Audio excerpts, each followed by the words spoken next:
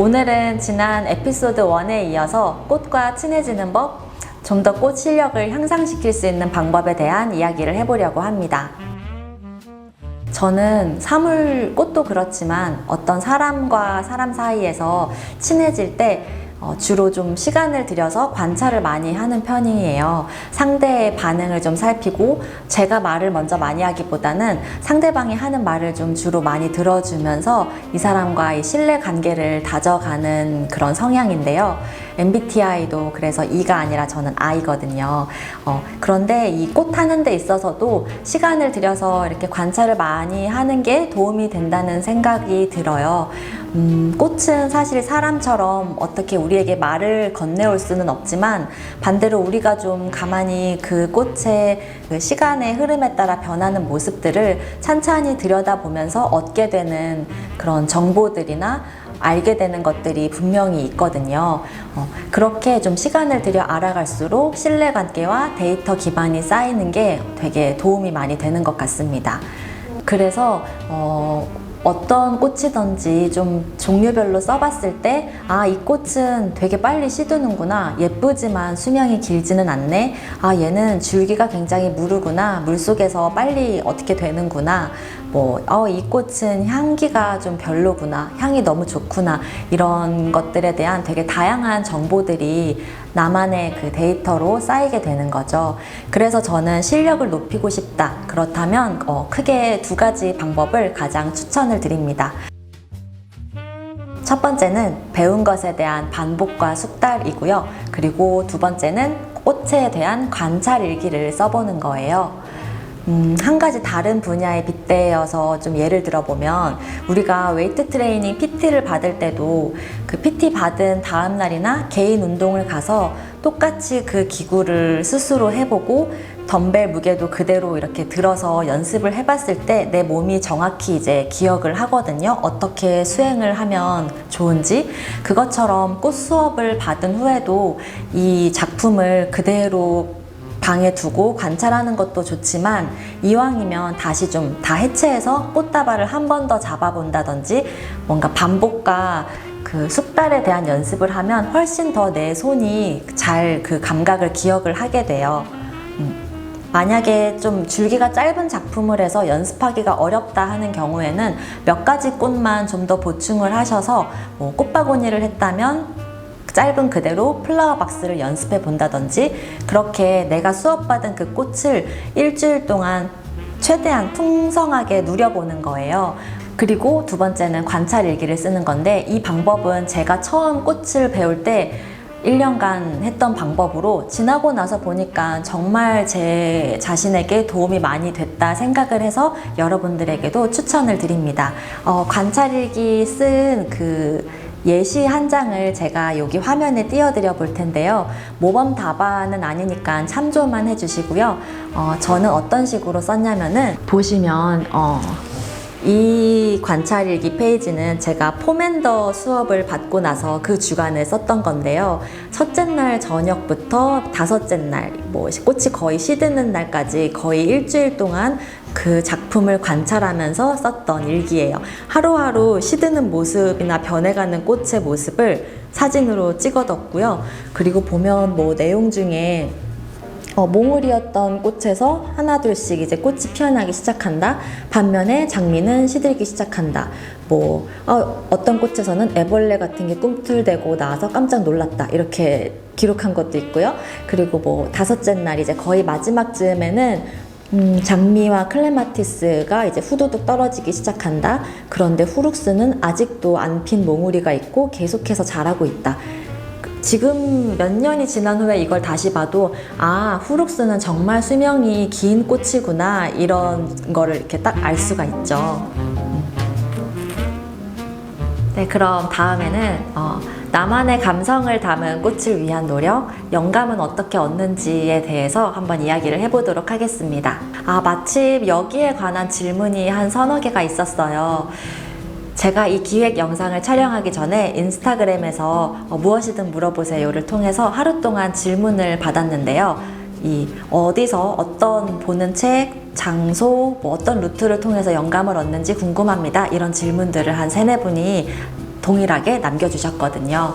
저는 주로 좀 오프라인 샵을 찾아다니면서 상점이나 예쁜 카페, 취향 저격의 그런 인테리어를 해둔 곳을 찾아가서 어떤 인테리어적인 요소를 보면서 영감을 얻기도 하고, 예를 들면 어떤 빈티지 소품들을 배열해둔 방식이라던가 뭐 거기에 꽃장식을 어떻게 하는지, 그 벽이나 바닥의 색감이나 재질을 어떤 걸로 하는지, 가구들은 어떻게 이렇게 배치를 하는지, 의자들도 어떤 카페는 이렇게 통일되게 의자를 놔둔 데가 있고 또 어떤 카페는 의자를 다 다르게 이렇게 세팅을 해둔 데도 있는데, 그런 요소들을 되게 관찰하는 걸 좋아하고 재밌어 하는 것 같아요.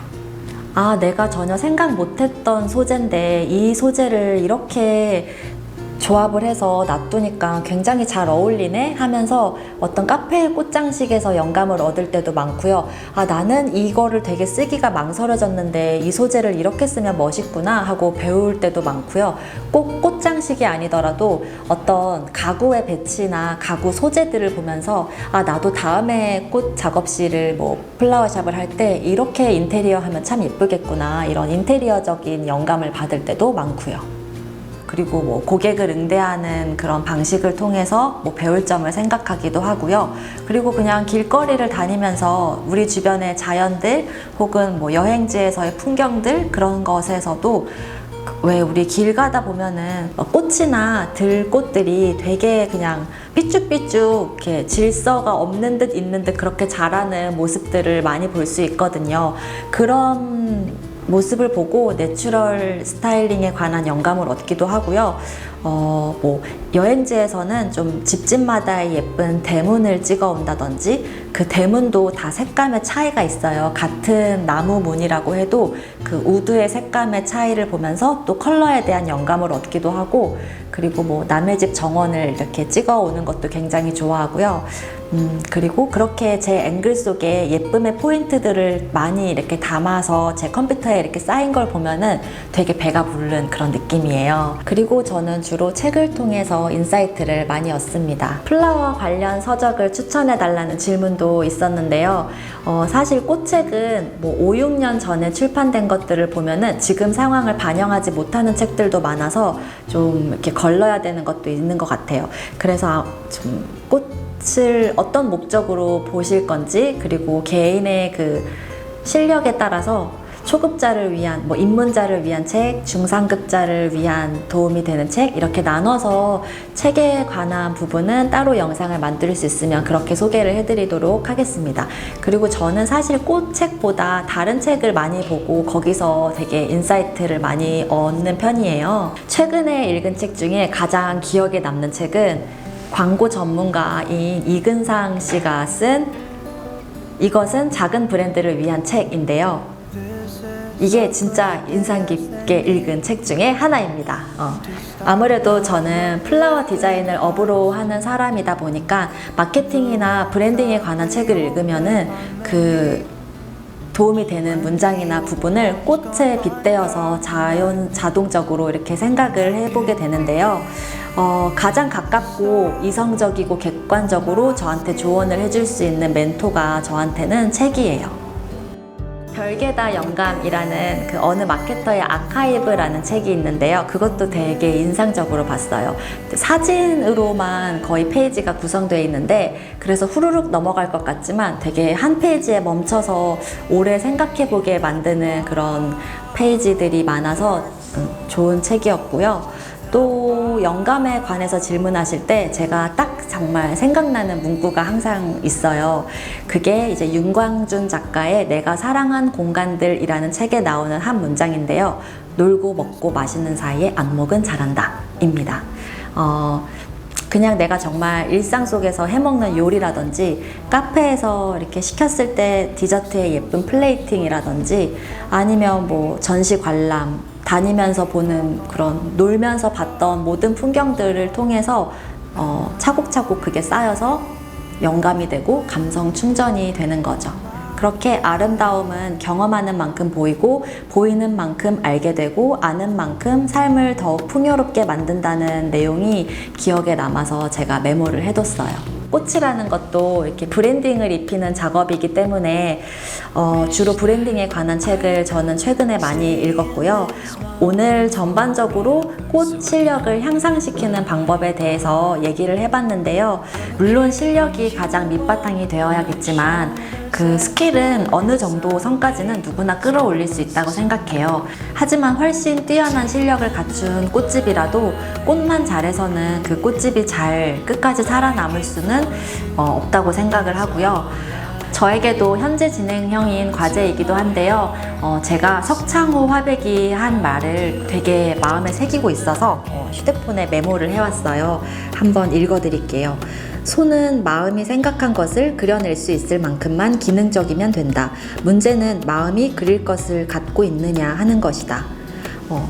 고객이나 또는 수강생 분들한테 어떤 스킬을 뛰어넘은 어떤 감정적인 혜택을 줄 수 있을지, 그리고 꽃에 어떻게 마음을 담는지 그런 것들까지도 함께 고민하는 플로리스트가 되어야지 경쟁력을 갖췄다 할 수 있지 않을까 저는 생각을 합니다. 디자이너가 자신의 작품에 의미와 마음을 담았다면은 그 받아보는 사람도 그 마음을 충분히 느낄 거라고 생각을 해요. 내가 만든 상품이 혹은 작품이 누군가에게 갔을 때 좀 감동과 위로를 줄 수 있다면 그것만큼 되게 보람된 일도 없을 거라는 생각을 합니다.